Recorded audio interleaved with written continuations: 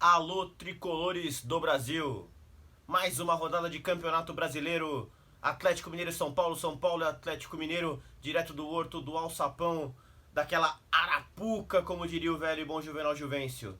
Um tricolor um pouquinho modificado da última rodada contra o Avaí, com Hernanes, com Igor Vinícius e com Calazans já desde o início. Um tricolor que aparentemente jogou no primeiro tempo para jogar no contra-ataque e que não conseguiu aproveitar as melhores oportunidades. Um tricolor de Volpe, Igor Vinícius, Bruno Alves, Anderson Martins e Reinaldo, Luan, Hudson, Hernanes. Pela direita, o Toró, pela esquerda, o Calazans e centralizado o Alexandre Pato.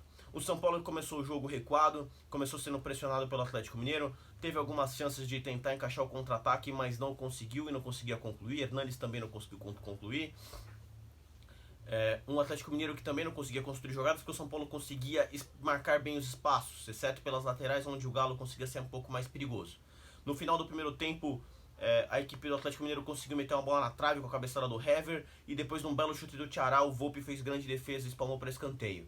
Na sequência teve o lance polêmico do VAR, uma bola cruzada na área, o Toró tenta tirar, supostamente a bola resvala no pé dele, começa uma nova jogada, dá condições, o atacante do Atlético Mineiro corta o Reinaldo e faz o gol 1-0 Galo. Um gol polêmico aí, ninguém do São Paulo preferiu reclamar, mas é aquela coisa, se é VAR, na dúvida, São Paulo tá ferrado, São Paulo tá perdido, porque as forças de bastidores do São Paulo são cada vez piores, já que o trabalho do presidente Leco é horrível. Na segunda etapa saiu o Igor Vinícius, entrou o Igor Gomes, entrou o Everton Felipe e saiu o Calazans. O São Paulo dá uma mexida na estrutura tática, o Hudson vai para a lateral direito, o São Paulo sai para o jogo para tentar o gol de empate. Nos primeiros minutos tenta agilizar um pouco, tenta pressionar o Galo, mas não consegue. O Galo tem mais chances de gol, já que o São Paulo está um pouco mais aberto, não consegue matar o gol. O Volpe faz boas defesas, o Volpe consegue se posicionar cada vez mostrando um grande goleiro. E aí numa bola, o Nenê acaba entrando na sequência, uma bola lançada na frente, o Nenê segura, ela não lança pro Hudson, puxa, enfia pro Pato, o Pato entra na diagonal, ergue a bola e faz o gol. São Paulo 1, Atlético 1, e depois ali o jogo ficou aberto, os dois times tiveram um pouco de oportunidades, mas ninguém conseguiu converter. O Galo ainda teve até um pouco mais de chutes a gol, chutes perigosos, e o Volpe conseguiu defender. O São Paulo sai de lá com resultado melhor que a encomenda, já que a derrota era quase certa com relação ao nosso estado de espírito e competência. O São Paulo de Volpe, nota 7, boa partida do Volpe, seguro, o melhor em campo na minha opinião. O São Paulo de Igor Vinícius, nota 4,5, mais uma vez regular o Igor Vinícius, que acredito que tenha potencial, mas ainda não esteja pronto para ser o camisa 2 do São Paulo. Uma dupla de zaga que, na minha opinião, não foi culpada pelo gol e foi segura no restante da partida, nota 5 para os dois. E na lateral direita, na lateral esquerda, o Reinaldo, que mais uma vez também não foi um dos mais comprometedores, mas também não ajudou tanto no ataque. É um cara que talvez com um time arrumado e competente, onde os protagonistas possam se transformar a equipe numa equipe mais vencedora, não possa, talvez não comprometa tanto, mas mesmo assim, nota 5 para o Reinaldo aí. No meu campo, Luan, uma partida mais uma vez razoável, um jogador brigador, um jogador que vai pro combate, que consegue antecipar as jogadas. Para mim, nota 5,5 aí pro Luan. Pro Hernanes, mais uma partida sofrível do jogador, mais uma partida sofrível do nosso ídolo, um jogador que ganha mais de 1 milhão por mês. Nós esperamos muito mais dele, esperamos uma liderança que nós não sabemos se ele vai entregar. E aí, se ele não vai entregar, cabe a nós e a diretoria que muitas vezes tem que fazer um trabalho que a grande massa torcedora não vai gostar, tem que avaliar a permanência do Hernanes, avaliar completamente tudo. O jogador que ganha mais de 1 milhão por mês precisa entregar mais, precisamos entregar mais, precisamos ter resultado. Então o Hernanes para mim aí nota 4, uma partida muito abaixo do Hernanes. Hudson, que depois foi deslocado para a lateral, um pouco sofrível na meia, sofrível na lateral, não sei exatamente o que acontece fisicamente com ele, para mim nota 4,5 para o Hudson. Calazans nota 4, Toró um dos piores em campos, nota 3, e o Pato, autor do gol, nota 6,5, e nota 6,5 para o Nenê também, nota 6,5 para o Igor Gomes, que entrou com vontade, entrou chamando o jogo. Tá certo? Everton Felipe, que entrou também para mim, nota 5, não comprometeu, ajudou o posicionamento ali para recompor no setor defensivo e ajudou na transição ataque e defesa. Aparentemente o Cuca vem trazendo de volta os jogadores que o Mancini colocou, onde o time melhorou, que, repito, o time melhorou com Luan, Lisiero, Igor Gomes, Anthony e Everton Felipe. Esses 5 trouxeram um espírito novo ao São Paulo, trouxeram uma dinâmica maior ao São Paulo. E aparentemente um pouco dessa dinâmica voltou no segundo tempo quando tinha Igor Gomes, Luan e Everton Felipe. E aí eu não estou falando de grife, eu estou falando de desempenho. Esses jogadores citados não tiveram um desempenho tão inferiores ou inferiores aos demais que estão sendo optados para ir para o time titular, caso de Calazans, caso de Everton que veio do Flamengo, caso de próprio Hernanes, caso de Hudson, caso de Toró. Então a preferência e o jeito como o Cuca tentou queimar alguns jogadores, na minha opinião, foi injusta. E aí cabe mais uma vez uma grande crítica ao presidente Leco, que fez um planejamento horrível. O grande culpado da nossa situação é o presidente Leco, o pior presidente da história do São Paulo Futebol Clube. Volto a repetir, uma gestão pífia, horrível, que nos colocou na situação, e uma gestão pífia e horrível do diretor de futebol Raí, uma grande decepção para mim, claro. E ambos acompanhados de um trabalho fraco e decepcionante do Cuca, do qual eu apoiei, eu ainda o apoio. Creio que talvez não seja o melhor momento para tirá-lo do comando, e se não acontecer nenhuma barbaridade de disputarmos as últimas posições do campeonato, eu manteria ele e avaliaria no final do ano o desempenho da equipe nesses últimos 4, 5 meses do ano. O ano de fato para título para nós acabou.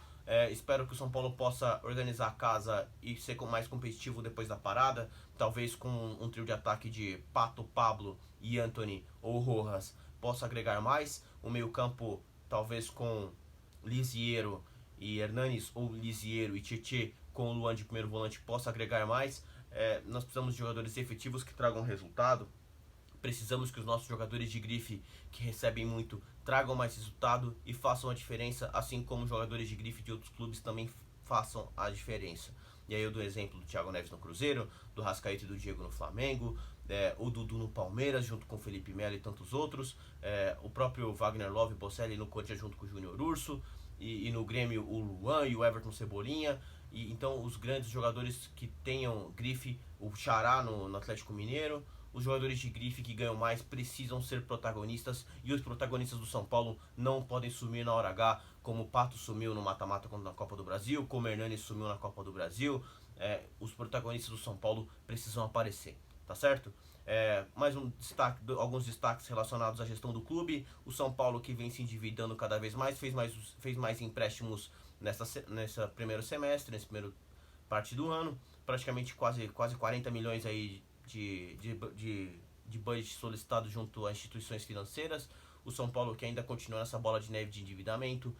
A dívida não caiu muito nos últimos 2 anos e possivelmente não vai cair tanto ainda mais nesse, já que o Leco falou que não vai vender alguns dos garotos. Então uma situação muito preocupante aí para o cenário financeiro do São Paulo, que continua nessa bola de neve onde vende muito, contrata muito e ganha pouco. Conquista muito pouco, muito pouco, muito pouco.